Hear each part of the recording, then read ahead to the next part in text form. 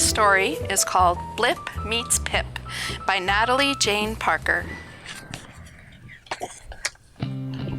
Deep within the rainforest, amongst the leaf litter and moss-covered rocks, lived a lonely little purple creature named Blip. He had no family and no friends. One day while playing, Blip found a brightly colored rock. It was the most beautiful rock he had ever seen. "Oh, I like this," Blip said to himself. "I think I'll keep you for a pet." And so, with a big grin on his face and his pet rock in his hands, Blip skipped back home. Blip made a little bed out of a gum nut for his new pet. "I will name you Pip," he told his pet. After a hot bowl of soup, it was time for bed. Blip curled up in his blanket and said, "Good night, Pip." The next day, Blip took Pip out to play at the creek's edge. There, Blip showed Pip how to skim pebbles across the water. They were there for a long time, laughing at silly things, and didn't notice the big storm clouds brewing overhead, until suddenly, down came the rain. Blip quickly ran for shelter and waited for it to stop. At that moment, he remembered Pip. "Oh no!" Blip cried, and he ran back to the creek. There was Pip, just where he had left him, all wet and soggy. Blip picked up Pip and said, "I'm sorry I forgot you. Let's go home."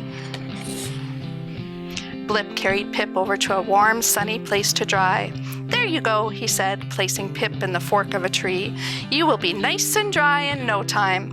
Then Blip went home for lunch. Later that day, Blip collected Pip and took him home again. The next morning, Blip noticed something different about Pip.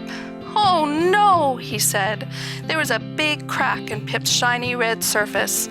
Blip was very upset. He had broken his pet rock. He took Pip to his favorite playing spot and placed him under some moss.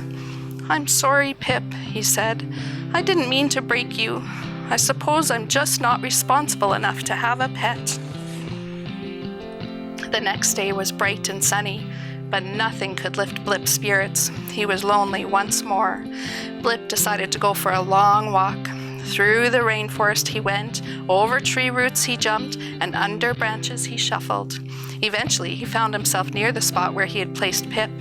Blip turned a corner, and then, to his surprise, a big bright flower was growing from the moss there. "Hello, Blip," said the flower. Blip was stunned. "Who are you?" he asked. "It's me, Pip," answered the flower. Blip was very confused. "Pip was my pet rock," he said. "Well, actually, I was a seed," explained Pip, "and if it weren't for your friendship, I surely would have perished. I can't thank you enough. You gave me everything I needed. A little bit of water, a little bit of sun, and a soft place to grow, and for that I am truly grateful." Blip's sad face slowly turned into a huge grin. "So I didn't break you after all?" he said. Then Blip and Pip talked and talked for hours and hours and became the best of buddies. They played together every day, and Blip was never lonely again. The end.